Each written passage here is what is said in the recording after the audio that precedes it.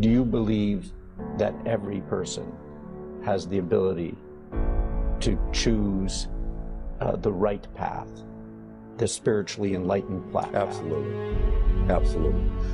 It's not easy. It can be tremendously difficult. It's easier to quit. It's easier to succumb. It's easier to give in. But to go forward,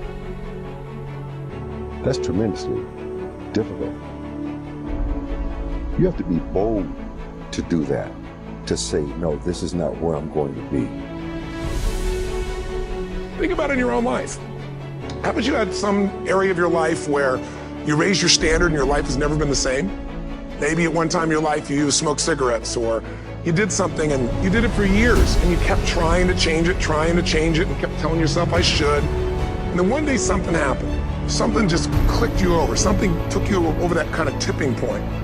And inside yourself you said, no more.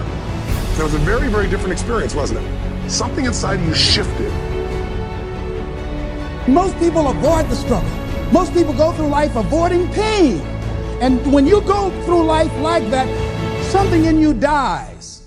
Something in you that you never activate is lying dormant in there, that you never get a chance to call on because you have not challenged yourself. Somebody said the land of familiarity belongs to the dead. We're going to play to win now. We're not playing to play. We're not playing to see how we do. We're not playing for fun. Once you start getting some winning, you start changing. You must have faith. You've got to believe in yourself. You talk different, you walk different. All of a sudden, this isn't the same damn human being. You've got to believe in your abilities. You've got to believe in your service, your company, your ideas, unquestionably. You've got to have faith, and that faith gives you patience. You can change you. You'd be surprised what a little winning would do. You'd be surprised how good you'd be if you just decide to win.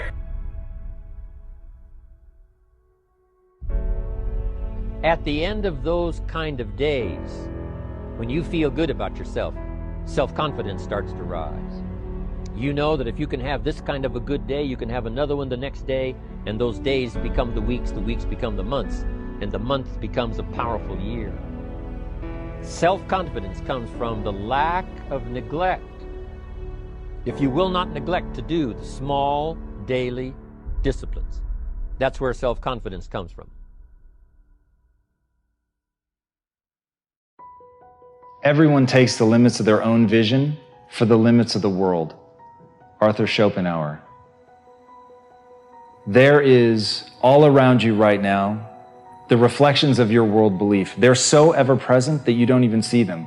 All the assumption that you've made about the world, the things that are possible, what you're capable of, who you are, the very definition of what it means to be alive, all of it is completely invisible.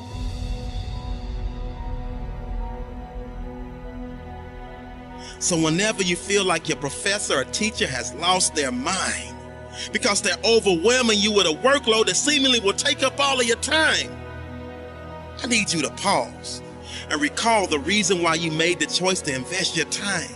And never lose sight of the fact that you were destined to shine. Never lose sight of the fact that you were made for this grind.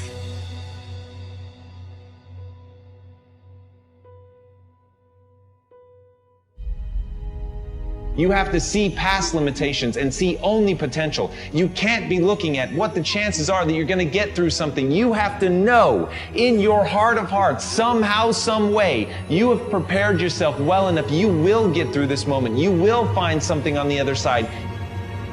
And so accept the responsibility. See yourself as primarily responsible for your outcomes and your experiences.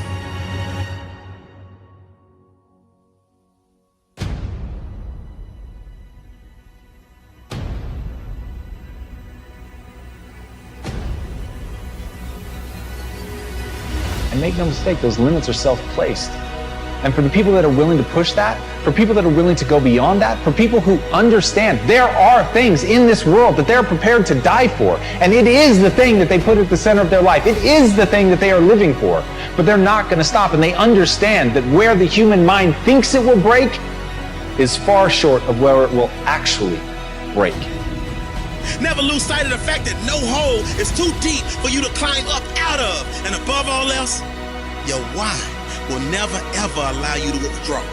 And as long as you've done the work, as long as you've understood that every moment leading up to this has been about practice, it's been about putting in the work, it's been about having the discipline to do the things that other people are not willing to do, so when the game time comes, you're ready. So let me tell you something. Everybody has a dream, but there is a behavior that must follow your belief system.